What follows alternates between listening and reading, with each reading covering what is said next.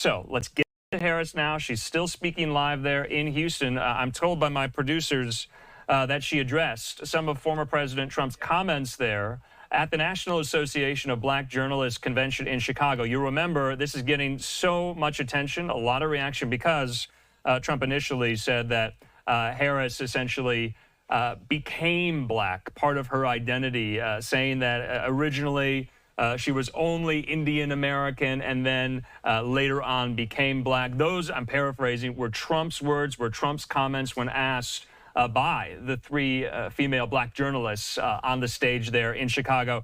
I'm going to stop talking because Kamala Harris just addressed this swirling controversy. Let's listen. Everyone, good evening. Oh, it is so good to be with all the leaders who are here. I want to thank the International President, Rashida S. Liberty. I thank you for your friendship and your leadership and for the warm welcome this evening. Thank you so very much. And to the International Board of Directors, to the Council of Presidents of the National Pan-Hellenic Council, and to Congresswoman Robin Kelly, it is my great honor to be with everyone this evening. And please have a seat. I thought everyone was standing. If you have a seat, please have a seat. Thank you all. And to all the members of Sigma Gamma Rho Sorority Incorporated.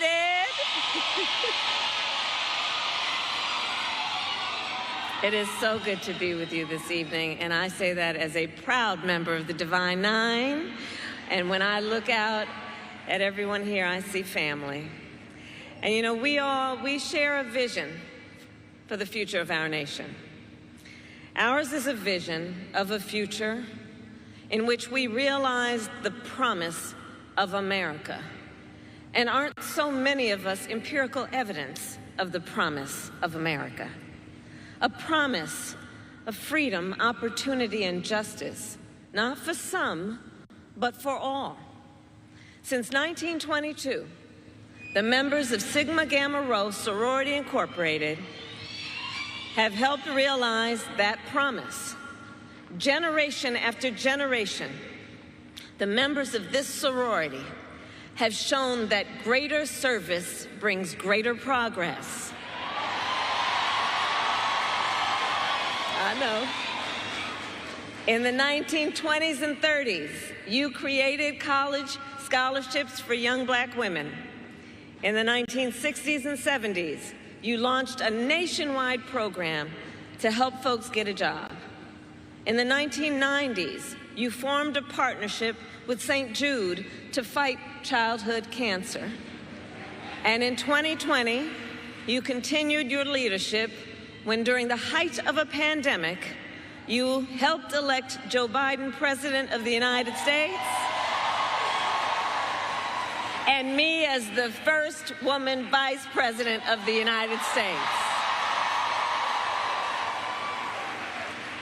And for all of those reasons, I'm here to thank you for your long-standing service to our nation and to declare in this moment that our nation needs your leadership once again.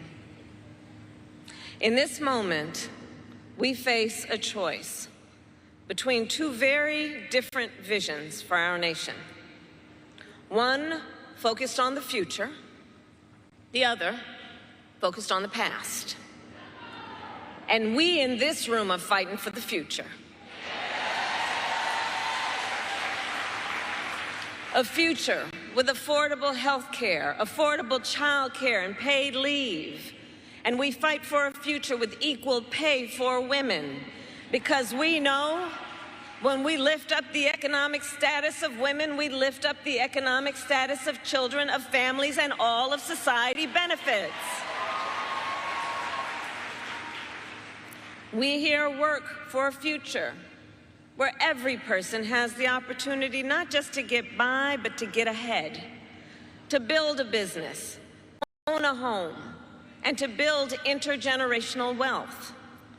We here see a future where we bring down the cost of living for hardworking Americans, which is why we are fighting to ban more of those hidden fees and surprise late charges that banks and other companies use to pad their profits, to take on corporate landlords and cap rent increases, and take on big pharma and cap the cost of prescription drugs for all Americans. All of this to say, we are working to build up, not tear down, and to build up America's families and America's middle class. Because we know when our middle class is strong, America is strong. But as we work to move our nation forward, let us be clear, there are those who are trying to take us backward. You may have seen their agenda. They call it Project 2025. Right. And it is a 900-page agenda of extremism. Project 2025 would raise taxes on middle-class families and cut taxes for billionaires, eliminate the Department of Education, and end programs like Head Start, which of course would take away preschool from hundreds of thousands of our children. All of this to build on what Donald Trump did in his first term. When he was president, he gave tax breaks to billionaires and big corporations. He tried to cut Social Security and Medicare every single year. And he and his allies have tried more than 60 times to end the Affordable Care Act, and to take us back to a time when insurance companies had the power to deny people with pre-existing conditions. Remember what that was? Denying children with asthma, breast cancer survivors, grandparents with diabetes. And you know, America has tried these failed policies before, and we are not going back. We are not going back. We all here remember what those 4 years were like. And today, we were given yet another reminder. This afternoon,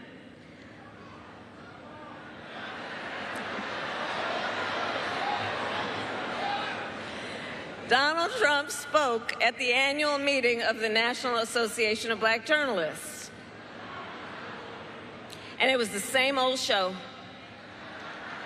The divisiveness and the disrespect. And let me just say, the American people deserve better.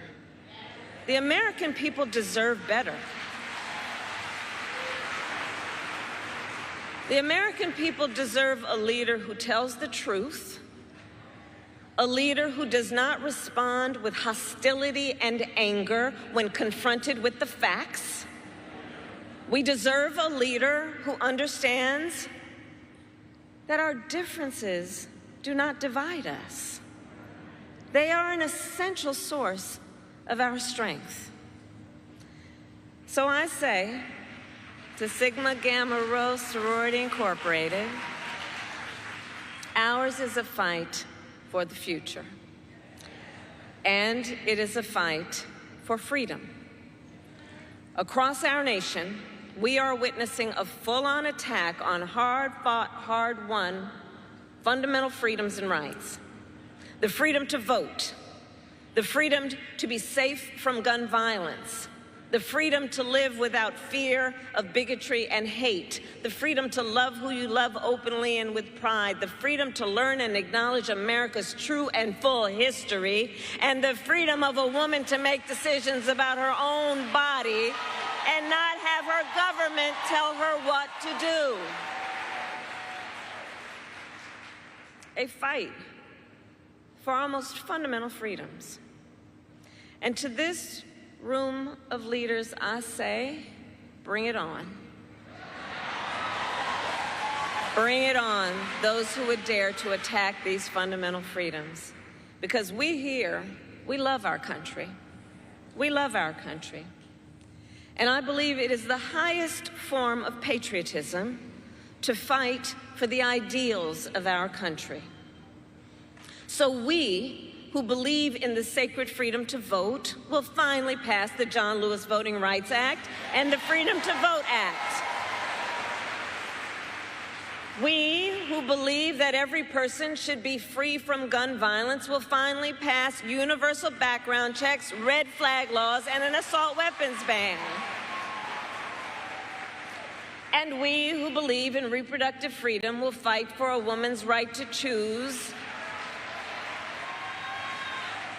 because we know one does not have to abandon their faith or deeply held beliefs to agree the government should not be telling her what to do. Because we know faith and freedom can coexist. And understand, when he was president, Donald Trump handpicked 3 members of the United States Supreme Court, the court of Thurgood and RBG, because he intended for them to overturn the protections of Roe v. Wade. And as he intended, they did. And now, in the South, where the majority of black women live, every state except for Virginia has an abortion ban. Many with no exception even for rape and incest. And now he intends to pass a nationwide abortion ban, to ban access to fundamental health care in every state. But I will not let that happen. I promise you, when I am President of the United States, and when Congress passes a law to restore reproductive freedoms, I will sign it into law.